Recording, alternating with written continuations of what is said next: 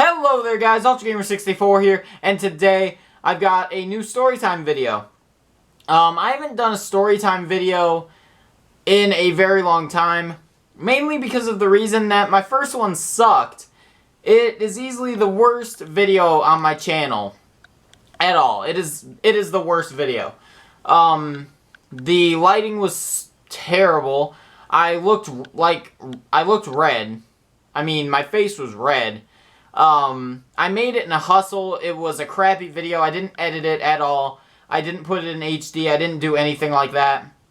I was rushing to work and everything, and I just had to get a video out. And it wasn't the way that video should have gone. So, I'm going to try and make up for it with this story. Well, actually two.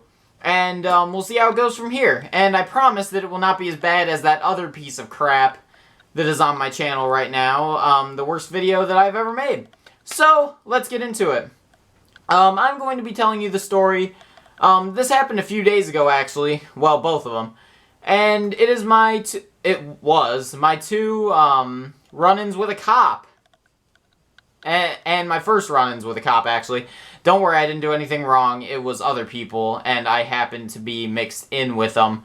But, let's get started. So, the first story I wanted to tell you guys, I was at my job, finishing up all my work. I had just finished washing the last of the dishes. I swept, I mopped, and then I clocked out and I just kind of left. I didn't really feel like hanging out with the waitresses or anything, or the cooks. So I just kind of left. And outside my diner, you go out the door and around, and there's this bench outside. So I went out there and sat out there. It was a really, really nice day. It had been cold for a few days before that, and it was just really warm that day. So I sat outside. It was around 10 p.m., I would say. I was waiting for my mom to come pick me up, and then one of the cooks, I see them pull out of the parking lot and come up to a four-way stop red light. No one is on either side of him or coming towards him, so he honks his horn and gets my attention, and then he starts doing a burnout for 5-6 seconds, I would say. And just after he was done with the burnout, he just speeds off across the road and goes to his house. His house was like right down the road. He lives like literally right down the road from the diner. And he pulled in his driveway, got out, laughed, and looked at me, gave me a thumbs up and everything, and he went inside.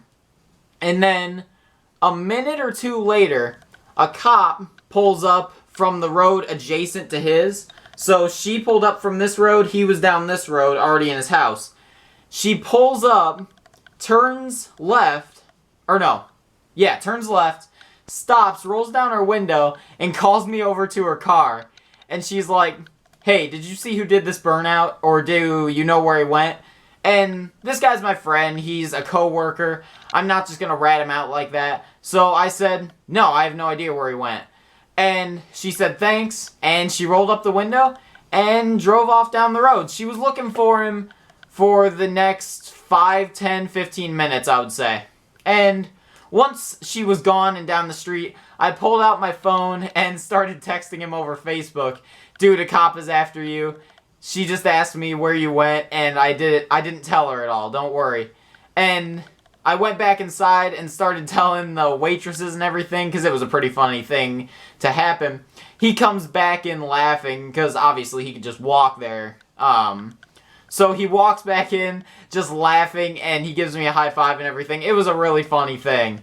And just knowing that a cop was after him for a burnout, that was pretty freaking funny. So, that's my first run-in with a cop within these past 2 weeks. Now, let's get on to my second run-in with a cop that was actually on Monday. We planned this at school. I was going to hang out with two of my friends, and I texted my dad. It was all cool. So, after we got out of school, we both went to his car, and we opened up the back, and he had an airsoft rifle in there. So, that's good. So, we just kind of pushed it to the back, and just put our book bags in there, and our laptops and everything. And we got in the car and went to his house. No problem. Yet. We were at his house for about 10-15 minutes, and we started to get a craving for Mountain Dew. So we decided to all hop back in his car and drive to the dollar store. That was a stupid decision. We got to the dollar store, paid for the Mountain Dew and 2 bags of Doritos. We got in his car and started to drive back home. Now, on the way back home, we went past our school, and here, you cannot speed in a school zone unless it is outside of a designated time. Our time, you cannot speed, or you can't go faster than 20 miles per hour between the hours of 2 p.m. and 4 p.m. when people are still leaving the school. You cannot go more than 20 miles per hour. And my friend was going 35 miles an hour through that zone. And there is a reason for it. His clock was messed up a little bit, and it said 4, but it was really like 3:40, 3:45, and we were so close.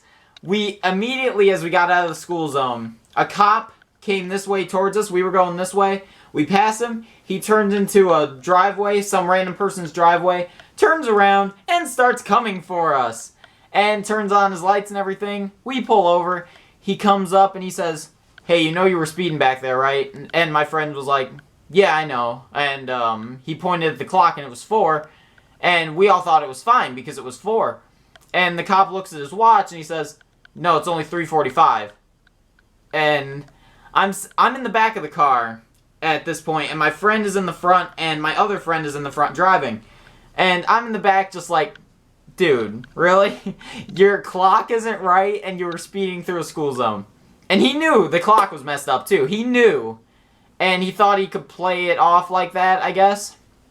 But, the cop took my friend's driver's license, took it back to the car, registered everything in, I guess. He took about 10 minutes to do that. He comes back and then looks directly at me in the back seat. He asks, "How old are you?" 16. And then he notices that I'm not buckled in, which there was no clip in this car. There were no clips. The seats were just flat seats. There was no clip for a seatbelt whatsoever. That's why I wasn't buckled in. But I told him that, and he said, "Well, just make sure you're buckled in next time. Somehow, some way, somehow, be sure you're buckled in." And he also told us that we are not supposed to have more than one friend in the car. You can have as much family as you want in a car, but you can only have a maximum of one friend. I was that one friend that was not supposed to be in the car. And so he said, "I'll let you off with a warning, but if this would ever happen again, then your license would be suspended for 6 months and you would have a ticket."